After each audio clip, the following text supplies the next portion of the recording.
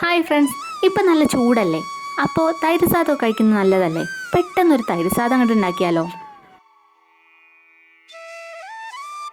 ഇത് നല്ല ടേസ്റ്റാണ്, അതുപോലെ തന്നെ പെട്ടെന്ന് ഉണ്ടാക്കാനും പറ്റും. അപ്പം അങ്ങോട്ട് തുടങ്ങാം അല്ലേ? ഒരാൾക്ക് കഴിക്കാനുള്ള രീതിയിലാണ് ഇപ്പം ഞാൻ ഉണ്ടാക്കുന്നത്. ഒരു 13ഓളം ചെറിയ ഉള്ളി, പിന്നെ ഒരു പച്ചമുളക്, കുറച്ച് മല്ലിയില, ചെറിയൊരു കഷ്ണം ഇഞ്ചി എടുത്തിട്ട് ചെറുതാക്കി മുറിച്ച് വെച്ചിട്ടുണ്ട്. പിന്നെ ഒരു പാത്രം എടുത്തിട്ട് അതിലേക്ക് നല്ല വെന്ത ചോറിടുക. ഞാനിപ്പോൾ മട്ടയാണ് എടുത്തിട്ടുള്ളത്, ഏത് റൈസായാലും കുഴപ്പമില്ല. എന്നിട്ട് നന്നായിട്ട് ഉടയ്ക്കുക.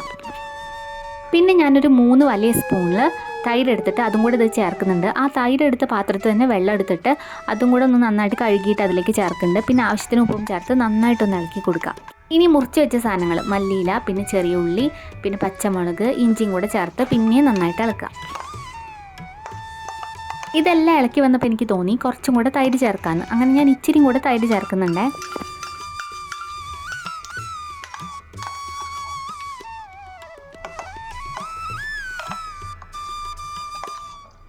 ഇനി ഇതിലേക്കൊരു ചെറിയ പണി കൂടെ ബാക്കിയുണ്ട്. അതിനുവേണ്ടി സ്റ്റവ് ഓൺ ചെയ്ത് പാത്രം വെച്ചിട്ട് അത് ചൂടാകുമ്പോൾ വെളിച്ചെണ്ണ ഒഴിച്ചു കൊടുക്കുക. പിന്നെ കടുക് പൊട്ടിക്കുക.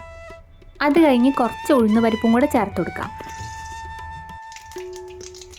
പിന്നെ 2 വറ്റൽമുളക് മുറിച്ചതും കറിവേപ്പില ഇട്ടിട്ട് ഒന്ന് ഇളക്കിയിട്ട് പിന്നെ നേരത്തെ റെഡിയാക്കി വെച്ച് അതിലേക്ക് ഇത് ചേർത്ത് കൊടുക്കുക. എന്നിട്ട് നന്നായിട്ട് ഇളക്കിയാൽ പിന്നെ നമ്മുടെ തൈര് സാദം റെഡി. ഇതിൻ്റെ കൂടെ എനിക്ക് എപ്പോഴും പൊട്ടറ്റോ മെഴുക്ക് പുരട്ടി കഴിക്കാൻ വേണ്ടിയിട്ടാണ് ഇഷ്ടം. അത് നല്ലൊരു കോമ്പിനേഷനാണ് ഇതിലേക്ക്. ഇതുപോലെ ഉണ്ടാക്കി നോക്കണേ. അതുപോലെ വീഡിയോ ഇഷ്ടപ്പെട്ടിട്ടുണ്ടെങ്കിൽ ലൈക്ക് ചെയ്യാനും ഷെയർ ചെയ്യാനും കമൻറ്റ് ചെയ്യാനും അതുപോലെ ചാനൽ സബ്സ്ക്രൈബ് ചെയ്ത് സപ്പോർട്ട് ചെയ്യാനും മറക്കല്ലേ കേട്ടോ.